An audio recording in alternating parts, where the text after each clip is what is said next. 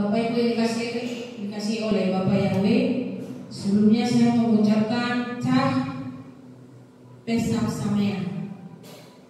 Ya, selamat hari bersukacita. Kenapa kita berkumpul di tempat ini, saudara? Ini karena Dafar Elohim, ya. Ini karena apa? Karena perintah dari Bapak Yahweh. Imamat 23 ayat yang kelima, mari kita baca sama-sama.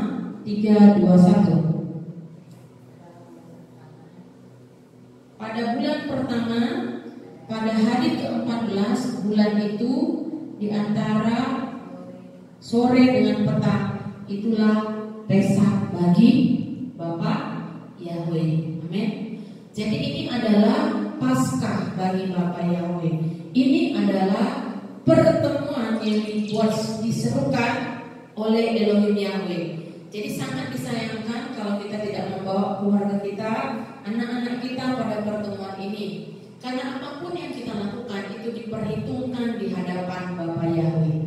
Sebenarnya Paskah itu apa, saudara? Paskah itu adalah berbicara tentang pembebasan. Pesach berbicara mengenai penebusan. Pesach berbicara mengenai kelimpahan. Kalau kita buka di Keluaran, kitab Keluaran 12 ayat yang ke-13, di situ dengan jelas, dan darah pada rumah-rumah tempat kamu berdiam di sana akan menjadi seperti tanda bagimu. Maka aku akan melihat darah itu, dan aku akan lewat di atas kamu, dan tulah yang membinasakan tidak akan ada padamu ketika aku mendatangkan pukulan atas Mesir. Saudara, ini adalah perintah Elohim. Ini adalah dafar yang harus dilakukan oleh anak-anak Israel ketika mereka akan keluar dari perbudakan menuju ke tanah kemerdekaan, freedom of land, tanah yang dijanjikan, the promised land oleh Bapak Yahweh, supaya mereka dibebaskan, dari penindasan, dari keterikatan, dari pembodohan, Kemudian saudara, tetapi akan ada pemisahan. Jadi pada waktu itu, kakak sulung Israel itu hidupnya berdampingan dengan Mesir, tapi mereka di satu tanah yang bernama Goshen. Sewaktu Yosef mengundang seluruh saudara-saudaranya dan juga papanya, maka Firaun memberikan satu tanah khusus untuk ditempati oleh bangsa Israel, yaitu namanya tanah Goshen. Makin lama mereka berkembang, bereproduksi, berketurunan, sehingga makin besar dan banyak jumlahnya. Nah, saudara, salah satu kelebihan orang Israel itu adalah mereka adalah pekerja-pekerja keras. Mereka adalah orang-orang yang pintar. Jadi semua tenaga mereka, kepintaran mereka itu dipakai oleh Firaun untuk membangun piramid, untuk membangun pemujaan-pemujaan. Dan saudara, mereka itu pada masa itu adalah penindasan, ditindas sejadi-jadinya. Sehingga saudara, orang kalau ditindas, dipaksa untuk bekerja keras, itu akan membuat hati semakin gampang pahit. Kalau kita ditindas, kita dianiaya, kita dikerasin, diperlakukan hukum cambuk, maka saudara, itu akan menjadi kepahitan. Tetapi saudara, seruan mereka, teriak mereka sampai ke Bapa Yahweh, sampai ke Elohim, sampai ke langit. Dan akhirnya Bapa mendengar seruan mereka, dan Bapa mengingat perjanjiannya kepada keturunan Abraham, Ishak, dan Yakub. Nah, singkat cerita saudara, di tulah yang terakhir, yang ke-10, kalau kita hubung-hubungkan saat ini saudara, bukan mau mencoba-coba untuk menghubungkan, tapi memang itulah kenyataannya. Kemarin kita ada hitungan tentang huruf corona, COVID-19. 1 tambah 9 itu berapa? 10. Nah, tulah yang ke-10 itu berbicara apa? kematian. Ya, kematian siapa? Anak sulung Misraim. Perhatikan baik-baik saudara. Tetapi yang ada tanda mark, perhatikan baik. Tanda apa? Darah. Pada masa itu saudara, ini juga menjadi gambaran bahwa ketika sekarang ada tanda darah, kita percaya kepada Adonai Yeshua HaMashiach, ada tanda darah Adonai Yeshua HaMashiach dalam hidup kita, maka tulah itu akan melewati rumahmu dan rumahku. Tulah itu, kematian itu, maut itu akan melewati rumahmu dan rumah saya. Tepat pada hari ini saudara, yaitu Erev Pesak ya, 14 Nisan, tepat seperti di Imamat 23. Ini kalendernya adalah Simple Kalua, teman-teman boleh download ya. Jadi kita pakai kalender yang ada tertulis di kitab suci. Ya, karena kita tahu semua nama hari, semua nama bulan dan tahun itu semua sudah diganti-ganti oleh yang jahat. Nah, akhirnya apa saudara? Kita mempersiapkan diri kita, apa yang kita bawa pada perayaan Pesak ini saudara. Yang pertama kita akan belajar mengenai peringatan karena kita sudah dibebaskan oleh perbudakan, oleh kesakitan, oleh kutuk keturunan. Semua telah diselesaikan oleh Adonai Yeshua HaMashiach di atas kayu salib. Maka saudara, Bapa Yahweh menetapkan ya untuk menjadi hari perayaan yang harus kita rayakan dari generasi ke generasi. Ibu-ibu yang sudah punya anak, ajarkan ini kepada anak-anakmu supaya dari generasi ke generasi ini akan dirayakan. Perhatikan Keluaran 12 ayat 14. Kita bersukacita saudara-saudara atas perayaan ini, dan itu sebagai misfot atau ketetapan untuk selama-lamanya. Nah, berapa hari kita merayakan ini saudara? Ayat yang ke-15 berkata, 7 hari lamanya kamu harus makan roti tidak beragi. Sungguh pada hari pertama kamu harus menyingkirkan ragi dari rumahmu. Sebab setiap orang yang memakan apa yang beragi dari hari pertama sampai hari ke-7, maka haruslah nyawanya dilenyapkan dari Israel. Ini saudara pesan Bapak Yahweh ya, yang sangat penting. Perhatikan baik-baik. Ya, di sini apa maksudnya? Saudara, ini bukan berbicara mengenai makan minum saja. Ya, arti daripada ragi. Ya, jadi nanti ya kita lihat dulu ya apa yang dimaksud dengan ragi. 1 Korintus 5 ayat 7 berkata, 1 Korintus 5 ayat yang ke-7, ya, Brit Hadasa Adonai Yeshua HaMashiach adalah gambaran segala sesuatu yang telah terjadi. Ya, dan ini adalah penggenapannya. Jadi ketika nanti kita memutuskan untuk memakan makanan yang tidak ada raginya, ragi itu tahu apa? Pengembang ya kan? Sipen berarti nggak boleh ya? Iya, iya seharusnya. Sipen nggak boleh kan? Pokoknya yang pakai ragi. Tetapi saudara, coba tangkap dalam hal ini. Yuk, kita baca. Jadi, bersihkanlah ragi yang lama supaya kamu dapat menjadi adonan yang baru, sebagaimana kamu juga tidak berragi karena HaMashiach Paskah kita juga telah dikorbankan ganti kita. Ya. Sebenarnya apa sih ragi itu? Ya. Yang pertama, 1 Korintus 5 ayat 6, kalau Anda lihat di atasnya, kesombonganmu itu tidak baik. Tidakkah kamu mengetahui bahwa sedikit ragi menghamirkan adonan? Mari saudara, selama 7 hari bukan saja kita nggak makan roti yang pakai pengembang, tetapi 7 hari kita introspeksi diri kita supaya satu, kita jangan apa? Sombong.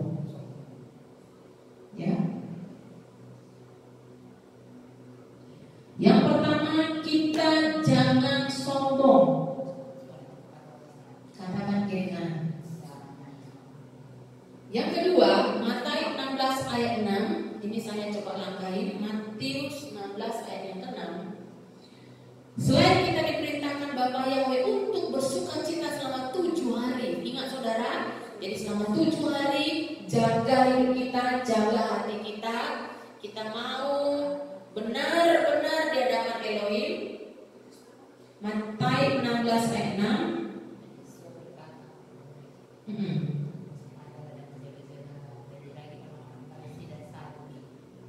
Oke, ya itu diulang saudara. Berjaga-jaga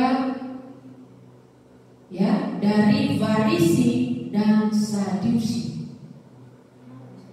Oke, sekarang kita lihat siapa orang-orang Farisi ini saudara.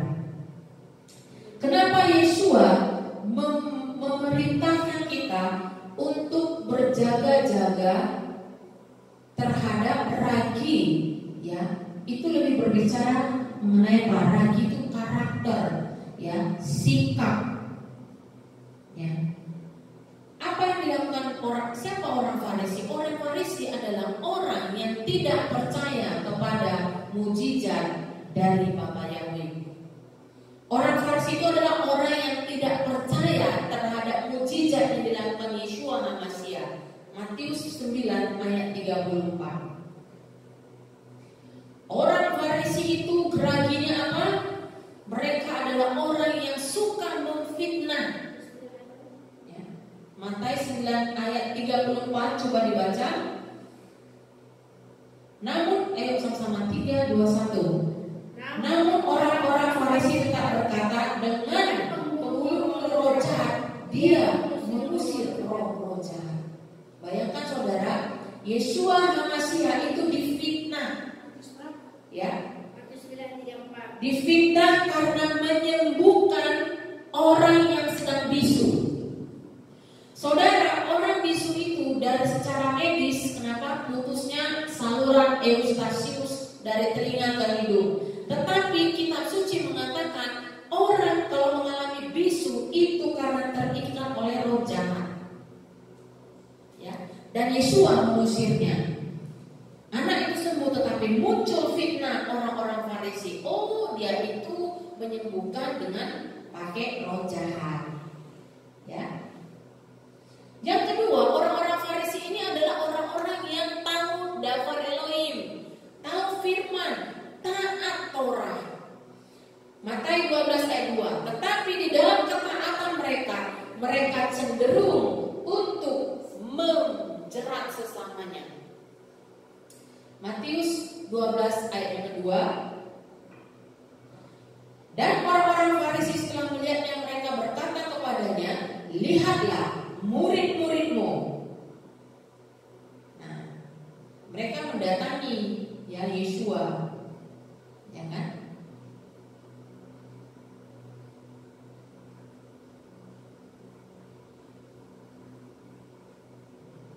Mereka suka mengkritik. Ya. Orang Farisi itu suka mengkritik tanpa berbuat. Nah, coba dibaca dulu dapat. Orang-orang Farisi setelah melihat mereka berkata kepadanya, lihatlah murid-muridmu apa yang tidak diperbolehkan untuk dilakukan pada hari Sabat. Amin. Saudara, hati-hati. Kenapa mereka mengacaukan Sabat?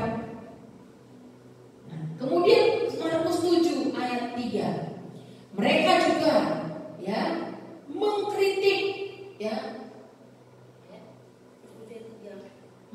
Markus 7 ayat 3. Ya. Sebab orang-orang Farisi dan semua orang Yahudi jika tidak mencuci tangan sampai ke pergelangan dengan ya. Jadi saudara, dikritik ayat 5. Kenapa sih murid-muridmu tidak hidup menurut tradisi para leluhur? Mereka kan harus makan roti mereka makan roti gak cuci tangan tuh. Gitu. Tetapi saudara, Yeshua berkata, seraya menanggapi dia berkata kepada mereka dengan tepat, Yesaya bernubuat tentang kamu, orang-orang munafik, seperti yang tertulis, umat ini menghormati aku dengan bibir, tetapi hati mereka menjauh daripadamu. Saudara, hati-hati di dalam beribadah, ya, di dalam melakukan 613 Torah Bapa Yahweh. Apakah kita supaya kelihatan ke-Yahudi-Yahudian? Apakah kita supaya kelihatan lebih keren? Atau selangkah lebih maju di depan? Itu Elohim menyelidiki hati. Tetapi Bapa mau engkau dan aku menghormati Bapa Yahweh dengan bibir kita, tetapi hati kita pun melekat kepada Bapa Yahweh. Amin. Itu kelihatan saudara pada saat penyembahan, ya, pada saat sharing daftar. Kita buka WA atau kita sedang buka daftar. Kita lagi balas WA atau kita lagi baca daftar. Kenapa? Waktunya cuma 2 jam. Nah, setiap hari kita baca firman Elohim. Apakah kita memang karena rindu mau mengetahui yang lebih, atau karena memang nanti aku udah kenapa aku baca lalu firman ini. Tapi kalau nanti dipindah WA apa itu ya? Ya, jadi Bapak, ada orang mungkin dia ngetik khotbah atau apa di WA karena mungkin mau mengirim kepada seseorang. Itu bisa dikerjakan nanti saudara. Supaya apa? Supaya hati kita pun melekat kepada Bapa Yahweh. Perhatikan tuh lagi Farisi. Kalau kita perintahkan anak-anak kita untuk beribadah kepada Bapa Yahweh, memuji menyembah Bapa Yahweh, itu saudara bukan karena kita takut kenapa-kenapa, tapi karena kita mau menghormati Bapa Yahweh dan supaya hati anak-anakmu itu pun melekat dengan Elohim. Amin. Supaya apa saudara? Supaya ayat 7, supaya tidak sia-sia, supaya nanti kelak anakmu tidak menyembah yang sia-sia, supaya nanti generasi yang kita lahirkan itu menjadi generasi kebanggaan di hadapan Bapa Yahweh, menjadi generasi yang menjadi berkat bagi Bapa Yahweh dan bagi sekelilingnya. Supaya anak-anak kita nanti tidak mengikuti ajaran-ajaran asing. Ya, bila mana engkau tidak bisa bersama-sama mereka dengan 24 jam, ada mata Elohim yang senantiasa tertuju kepada mereka, sehingga mereka punya rasa takut dan gentar. Engkau ada ataupun engkau tidak ada, hati mereka melekat kepada Bapa Yahweh. Kemudian juga saudara, sekarang kita tradisi Torah yang kita ikuti, yaitu apa? Rajin mencuci tangan, ya kan? Karena virus corona kita rajin mencuci tangan. Tetapi saudara, ayat yang ke-8 berkata, Markus 7 ayat yang ke-8, coba dibaca bahwa karena mengabaikan perintah Elohim, kamu memegang erat tradisi manusia, seperti membasuh kendi-kendi dan cawan-cawan dan melakukan banyak hal lainnya yang mirip seperti itu. Amen.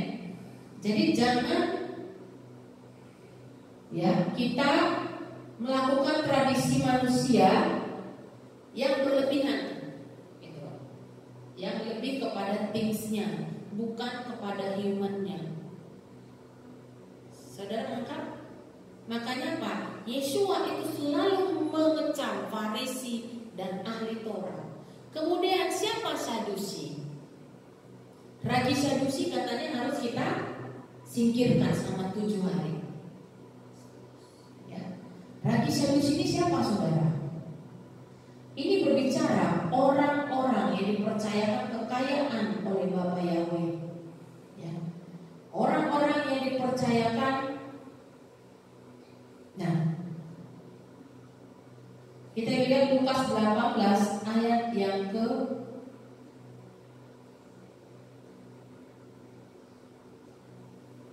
18. Lukas 18 ayat 18. Ya. Jadi ya, judulnya apa? Orang muda yang kaya. Oke, lanjut. Ada seorang pemimpin menanya dia sambil berkata, "Guru yang baik, dengan apakah, dengan melakukan apa aku akan mewarisi hidup yang kekal? Yesua berkata kepadanya, mengapa engkau mengatakan aku baik? Tidak seorang pun yang baik kecuali satu, siapa? Elohim.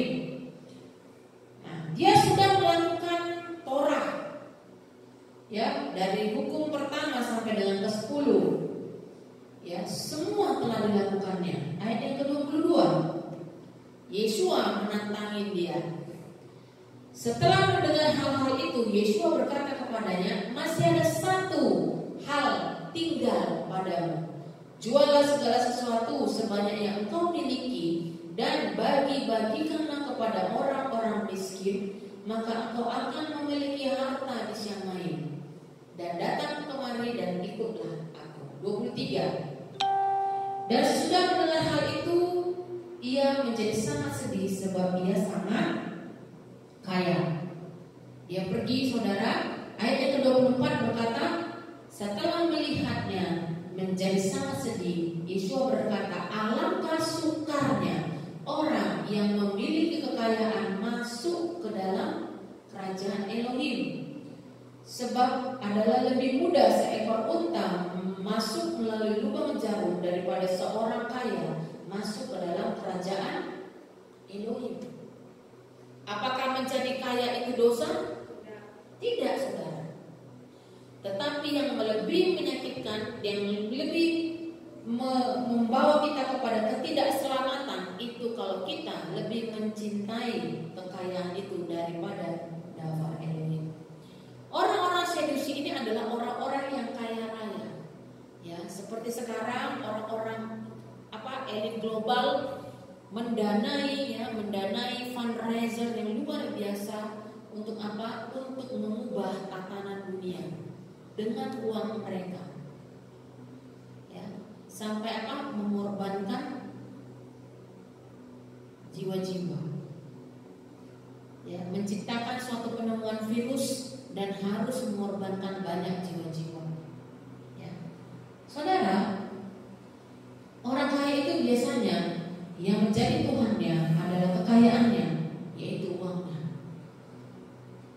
Bapak Yahweh berfirman, coba Anda lihat ayat 25. Alangkah seekornya, jadi lubang jarum daripada seorang kaya masuk kerajaan Elohim. Jadi maksudnya di situ lubang jarum itu ada seperti di Israel itu ada seperti pagar, ya, pagar gua seperti tempat. Jadi orang kalau melalui gerbang itu, ya, dia harus tunduk. Ya. Dia harus tunduk melewati gerbang itu. Itu maksudnya di situ masuk melalui lubang jarum. Ya. Saya ingat kejadian ini juga sama seperti seorang tentara perwira yang kena kusta. Dia disuruh sama Bapak Yahweh, dia disuruh sama Elisa, dia datang kepada Elisa, disuruh apa? Supaya dia sembuh, disuruh celup-celup dia sungai Yordan sebanyak berapa kali? 7 kali, supaya penyakit kustanya sembuh.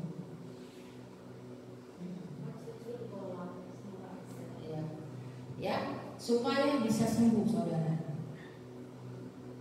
Lalu anggotanya bilang, kalau kan nggak susah kali ya, kenapa kok nggak mau melakukan? Iya ya. Kenapa? Karena dia suruh Nabi Elisa untuk datang ke rumahnya. Elisa nggak mau. Suruh aja dia untuk celup-celup di sungai Yordan. Nah, saudara, orang yang kaya, orang yang punya kedudukan, sometimes, ya, sulit untuk merendahkan hati. Ya, tetapi saudara, karena kita taat kepada firman Elohim, kita mau sepanjang 7 hari ini kita membuang ragi ini, saudara. Kenapa? Kalau kita pelihara ragi ini, di Keluaran 12 tadi berkata apa? Keluaran 12 tadi berkata apa? Kita akan binasa. Ya, saudara, mari saudara. Keluaran 12 ayat 14 tadi berkata 7 hari lamanya. Ini saudara bukan sekedar kita nggak makan roti yang tidak beragi, nggak ada rasa.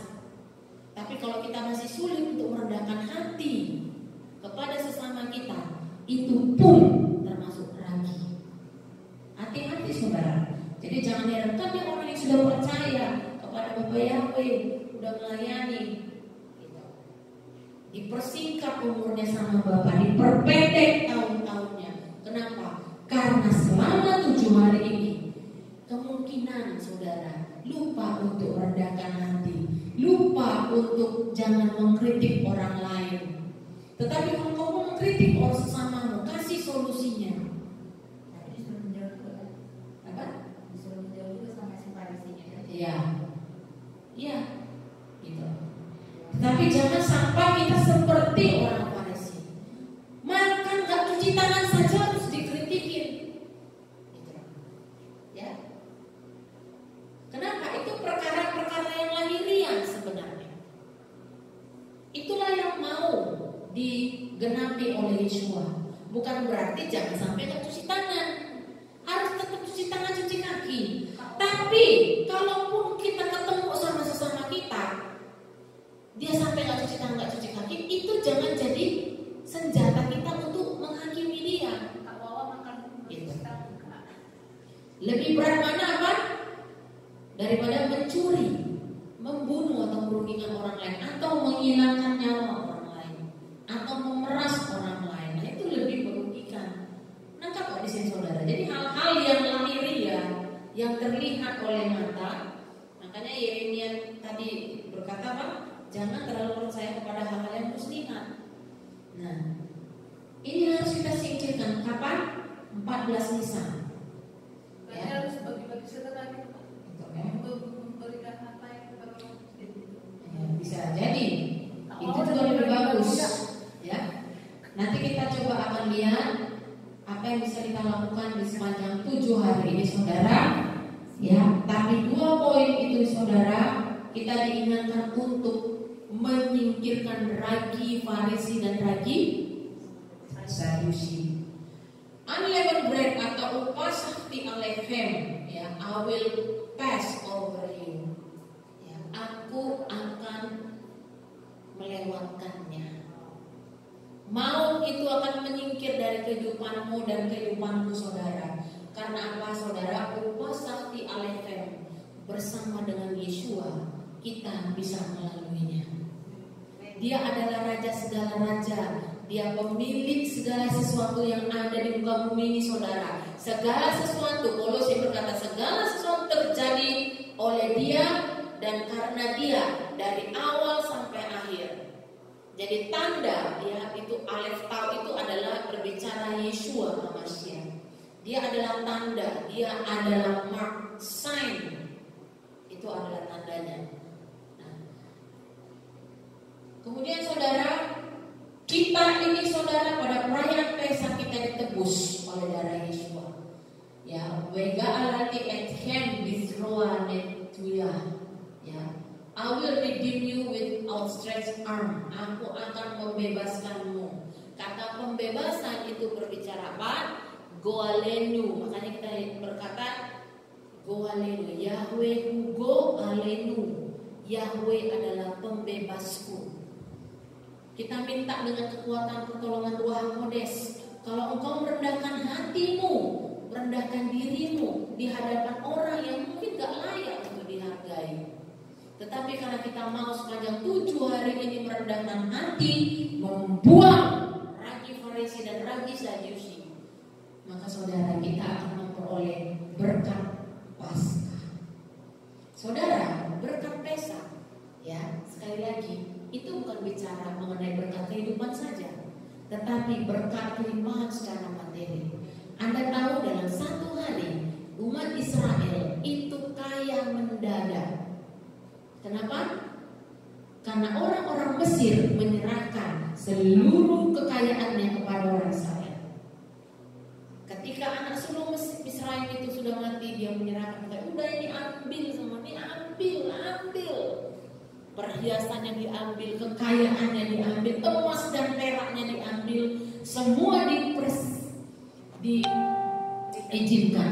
Dalam 1 hari itu berkat apa? Itu berkat Paskah. Tapi nanti nggak orang kaya di kota ini memasukkan hartanya ke Amin. Ya, amin. Amin. Ambil ini emasnya, uangnya dibawa ke semua. Ya. Yang kedua, berkat Pesak kita akan melihat mujizat dari Bapa Yahweh. Ya, kenapa? Pada saat Pesak orang melihat laut terbelah dan orang bisa dan Israel itu boleh berjalan di tengah-tengah laut kosong. Sudah pernah melihat laut terbelah? Bahwa pernah lihat laut terbelah? Pernah. Di mana? Di apa? Musa tadi. Ya. Kita suci. Ya, mujizat.